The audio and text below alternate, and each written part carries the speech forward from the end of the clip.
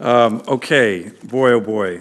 I don't even know where to begin on this topic, but I think the really good news is the President of the United States and everybody on this committee, bipartisan group of senators, we all want to get at this problem, fix this problem. Boy, I don't even know where to begin. Let me begin, Ms. Oakley. Great job on your guys' newest study that came out, your report. I sent it to the incoming Secretary of the Navy and said, you should read this. Very quickly, from your big analysis, the top 3 things, maybe if you've already said it, say it again, that you think we should be doing. And again, the big idea here is that everybody wants to fix this. The President, the SecNav, all of us. So that's not always the case in Congress. And we're willing to put a lot of money towards it. But that's not always needed either. What are the big 3 that you would recommend succinctly here?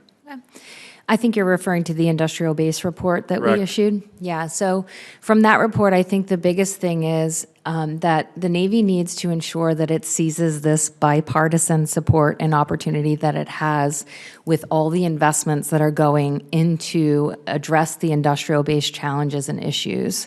So that report, as you note, determined that the Navy didn't really have metrics in place to Or a strategy for that or a matter. strategy to guide those investments. Last Navy Secretary, God love him, but you know, when you're getting the climate action report to Congress, which is not required by Congress, you're talking about climate change all the time and not shipbuilding, no wonder we're in this disaster. But I'm going to look towards the future.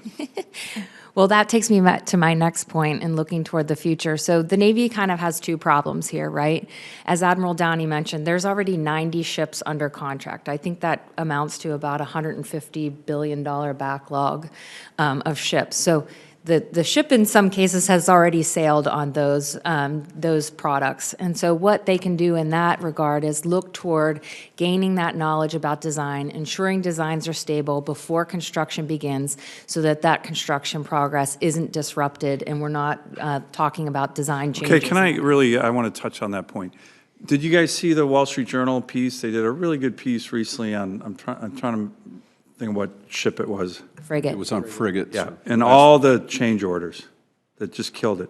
I had the honor of having lunch just a week ago with the former Secretary of the Navy, John Lehman, who was responsible for building Reagan's 600-ship Navy.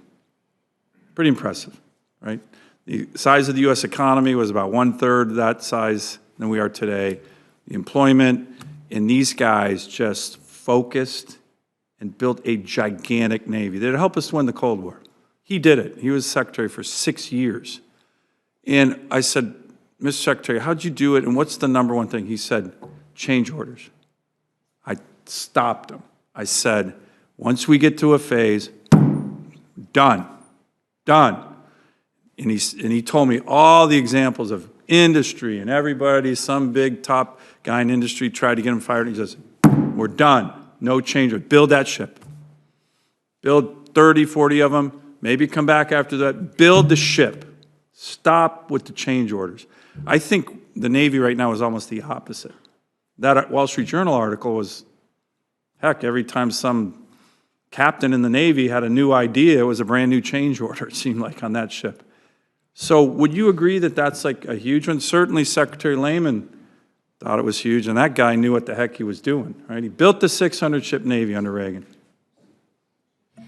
I think that when you're talking about being able to snap a chalk line like that and say no more change, you have to make sure that you've done the work to understand that you can even actually build the ship that you've designed. And so our recommendations would focus on doing that upfront work so that you can snap that chalk line and be assured of the ship that you're building and the time frames and costs with which you're going to be able to build it.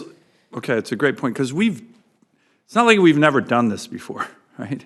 It's not like we don't know how to build Navy ships. It's not like how we don't know how to build a giant fleet. We just need to relearn our lessons from the past. Would you agree with that? I agree. And the Navy knows what it's doing. So, Admiral, let me ask you, it's a really big question, and you're the perfect guy to answer it. So, you know, we have this great, impeccable culture of excellence and safety record in our nuclear reactor program. And the head of Navy nuclear reactors is an admiral, starting with the legendary Hyman Rickover, who has a 8-year billet. You think that's part of the reason Navy nuclear reactors has been so successful? Certainly is part of it. Continuity is important in these complex projects. So, I had a provision last year in the NDAA that said your job, NAVC, which oversees all the shipbuilding from design to building, should have an 8-year billet. A little radical, but I took the example from the Navy nuclear reactors. How long is your billet right now? 3 years. Okay, 3 years. And typically, it's a year or two extension. You start with 3-year orders and... Oh, do they normally extend you? Oh, yes. Okay, Yeah. well, then that makes my amendment even smarter. Because I think you're an admiral, you're a vice admiral, by the way. Is it always a vice admiral? This job? NAVC? It's been a vice admiral since the 70s. Okay. So I think you're a great vice admiral, but when you're 2-3 years in, year 3, and this is nothing against you or all the other vice admirals, this is a really big job. You're probably like, I wonder if I can make admiral. And so you're looking around and you're kind of maybe not so focused. I'm not saying you, I'm just saying generically. So the Senate, in a debate, right in this room, good debate. Everybody, I got Democrats, Republicans pushed back on me, and by the end they were like, geez, Dan, this makes a lot of sense. Let's do 8 years, NAVC, like the Navy nuclear reactor's head. In the last 3 years, he's a full admiral, 4-star, and that way, and it's your last job, just like Navy nuclear reactors. Now, we were told the Pentagon and the Navy hated my idea. When it went to conference, they stripped it out. So there you go. An innovation that I think was pretty darn good. You're even telling me that normally it's 3 years, but they say, oh, you might be extended 1 or 2 if we need you. No, let's just say, like Navy nukes, that NAVC should start as a 3-star, get promoted to a 4-star, 8 years. So you are responsible for designing and building ships. 3 years, I mean, how long does it take to build a Arleigh Burke guided missile destroyer? Typically. About 5 years. Yeah, so you can't even oversee the building of one ship. Is that correct? Not from start to finish. No, you can't. How about a frigate? How long normally? Well, frigates from the past. We're still working on that schedule now. I know you are. But this started in '22, and we're forecasting a 3-year delay, so 7 years. Okay. But it should be back to the 4-ish year point of But view. even that's 4 years, right? Yes, sir. Okay, so now I know you probably got to get permission from Big Navy to answer this question, but what do you think about the idea of having the NAVC, like the head of Navy nuclear reactors, be an 8-year billet, oversee it, own it, and then you retire as a 4-star admiral when you're done, just the way Admiral Rickover did, just the way pretty much everyone else did, with the exception, I think, of Admiral Richardson, who did such a good job, he was promoted to CNO, but that was unusual. What do you think of that idea? Especially, how many years are you into your current billet? Just over a year. Okay. January of '24. So you think you'd be able to do a better job if you were looking at your current billet and saying, I have 7 more years to turn this machine around? Or right now you're like, geez, I got 2 more years left. I wonder if I'm going to make 4-star admiral. I wonder if I should be looking around. What do you think is better for you?